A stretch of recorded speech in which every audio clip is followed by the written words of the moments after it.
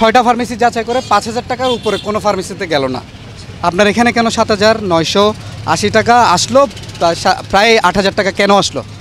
320 টাকা, এগুলো আসলে ওভাররেটে কিনা ছিল তো, এগুলো ইনপুটের মাল, কথা বুঝছেন। এটা 100 টাকাও চলছিল, এখানে আরো আশেপাশের দোকানদার আছে। যে ওষুধের দাম হচ্ছে 180 টাকা, 160 টাকা রাখা যাবে, ধরেন লাভ হবে, 160 টাকা রাখলেও লাভ হবে।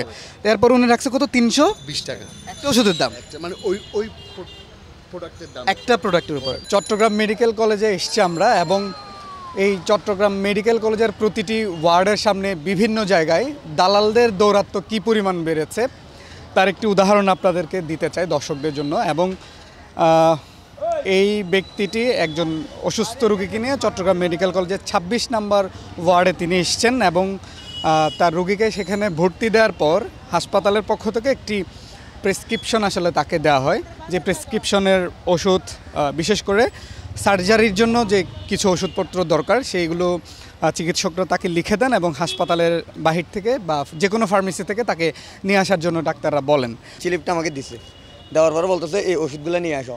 তখন আমি 5 তলা থেকে নেমে গেটে আসছি। আসার পরে একটা ছেলে আমাকে পাইছে, কয়েক ভাই আপনি কই যাইতেছেন? আমি বলছি ওষুধের জন্য যাইতেছি। তো আমি যখন ওষুধের জন্য যাইতেছি, উনি কি কিছু আমার হাত ধরছে, কয়েকে আসেন, এখানে ডাক্তারের দোকান আছে আমাদের পরিচিত, কয়েকে এদিকে আসেন। তাই আমি বলছি ভাই এখানে আমি তো ডাক্তারের দোকান, সমস্যা না, আমি দেখতেছি, আমি যাইতেছি। কয়েক না আমার সাথে আসেন, ওই সমস্যা হবে না। তো আমি গেছি, যাওয়ার পরে ওষুধগুলো দিয়ে দিচ্ছে। দেওয়ার পরে উনি বলতেছে, আমি বলছি ভাই কয় টাকা আসছে? কয়েক 7,930 টাকা। তারপর আমি কি বলছি এত টাকা? কয়েক হ্যাঁ এগুলো এত টাকা। কয়েক ওষুধ না ভাই। তো এই কথা বলার পরে আমি নিয়ে চলে গেছি। চলে যাওয়ার পরে ওই যে ছেলেটা আমাকে করছে, ওই ছেলেটা বলতে ভাই আমি আপনাকে ডাক্তারের দোকানে নিয়ে গেছি, আপনি আমাকে কিছু চা নাস্তার খরচ দিবেন না?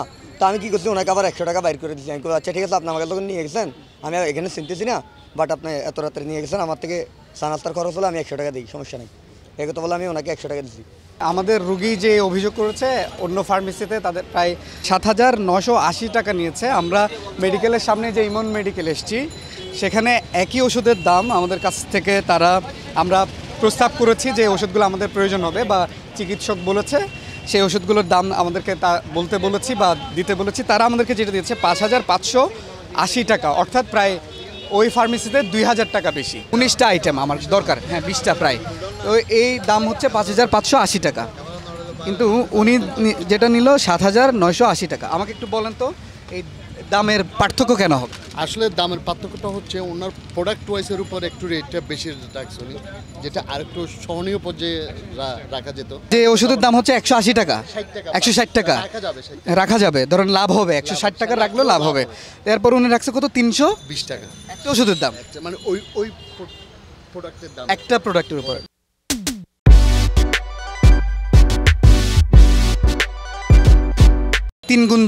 তিন গুণ দাম ধরলো, বাড়ায় ধরলো। এটা আসলে এই যে ধরেন গ্রাম থেকে যে মানুষটা আসছে তার জন্য কতটুকু আসলে তো অনেক সাফার বিল হবে। প্রত্যন্ত অঞ্চল থেকে আসে যারা গরিব রোগী, তারাই তো আসে। আমরা যে ওষুধটা এখানে উনি লাভ করে তার 20টা ওষুধের দাম এসছে 5,000 সামথিং, অর্থাৎ 5,580 টাকা, 5,600 টাকায় ধরলাম, এবং একই ওষুধ নিল 7,500 টাকা অন্য ফার্মেসিতে। আমরা এখন যাব সেই ফার্মেসিতে এবং তাদের কাছে জানতে চাইবো এই ওষুধের দাম এত তারা নিল কেন। এটা আপনাদের লেখা কিনা? হ্যাঁ,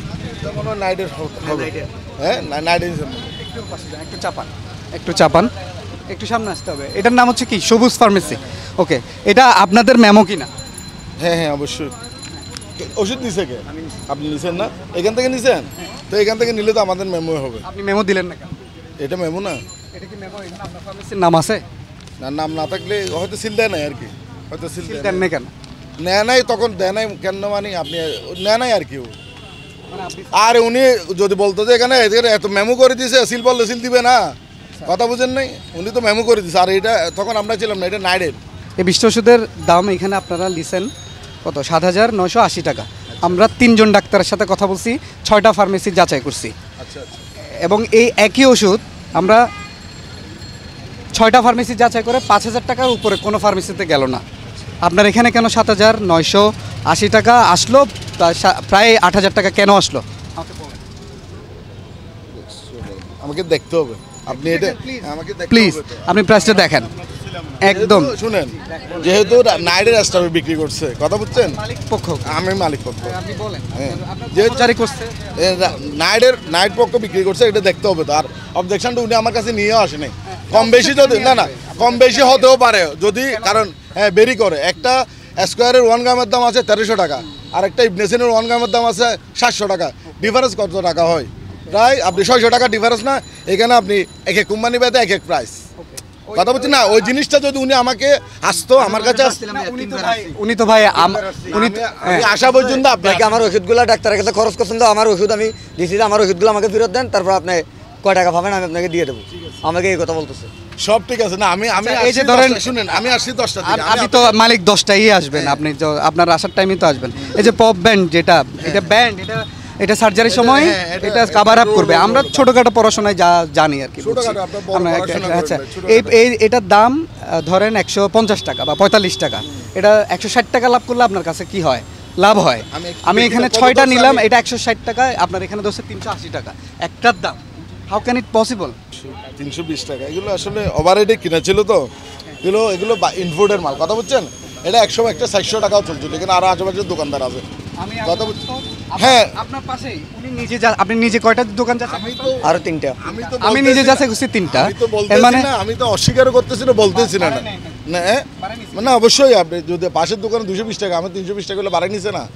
এটা আচ্ছা গেলাম, একটা মানুষ থেকে গলা কাটা। সাবুনের friend। শুনেন কথা বুঝছেন? একটা মানুষ থেকে বাংলা সাবুনের friend, তাই আমি। আচ্ছা বুঝছি, একটা মানুষ থেকে আচ্ছা, ধরেন এখন শুনেন, শুনেন, আমি আমাকে আমি বলি এটা বেশ কম হলে এটা আমি তো শুনেন, এটা বেশ কম না, এটা 3 থেকে 4 গুণ দাম। আমি সরি যে আপনার এই ব্যবসার সময় আমি ডিস্টার্ব করছি, না, সমস্যা এটা নেই, না। আমি এটা বলি সমস্যা আমি নেই, বলি আমি বলি, একটা ওষুধের দাম যদি 160 টাকা হয়, আপনি সেই ওষুধের দাম ধরছেন 380 টাকা, 320 টাকা, তাহলে এটা কেমনে? মানে ভাই, এই যে এই চট্টগ্রাম মেডিকেল কলেজে প্রায় 1300 শয্যার হাসপাতাল, এখানে আমি বলি, চট্টগ্রাম শুনেন, বিভাগের এটা হাসপাতাল। এটা- আপনি বলেন ভাই, আপনি বলেন এই 120 টাকার ওষুধ, আমাকে এসি 120 টাকার একটা ওষুধ, সেটা ধরলো 320 টাকা, এটা কেমন? এটা তো অনেক জুলুম হয়ে যাইতেছে গরিবের জন্য, কারণ আমাদের টাকাগুলো আসে অনেক পরিশ্রমের মধ্যে। তো একটা ওষুধ যদি উনি 160 টাকার ওষুধ 320 টাকা রাখে, এটা তো অনেক জুলুম হয়ে যেতেছে। এটা তো মানুষের চোখে আঙ্গুল দিয়ে ওনারা বুঝে না।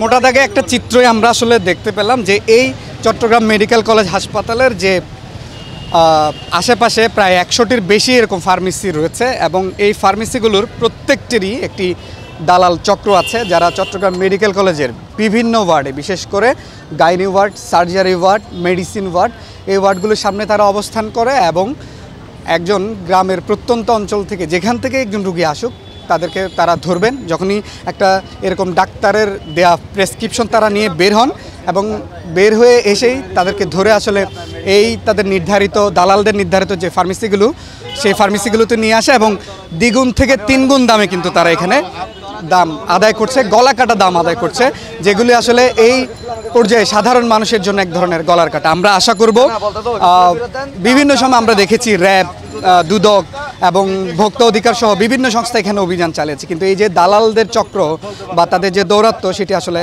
থামানো যাচ্ছে না। আমরা আশা করব এই মানুষ যারা গ্রামের প্রত্যন্ত অঞ্চল থেকে আসেন, তাদের দুর্ভোগ লাঘব হবে, এবং তাদের যে দালালি, এই যে ফার্মেসিগুলোর যে গলাকাটা দাম, সেটি একদিন নিরসন হবে, এবং সহসায় প্রশাসন এখানে পদক্ষেপ গ্রহণ করবে। এবং বিশেষ করে চট্টগ্রাম মেডিকেল কলেজের ভেতরে কর্মকর্তা, কর্মচারী, নার্সদের বাইরে, চিকিৎসকের বাইরে, ইন্টার্ন চিকিৎসকের বাইরে যারা, রোগীর স্বজনদের বাইরে যারা ওখানে ভেতরে প্রবেশ করে দালাল হিসেবে কাজ করে, তাদেরকেও প্রশাসন আইনের আওতায় আনবে, সেটা আমরা দাবি জানাই।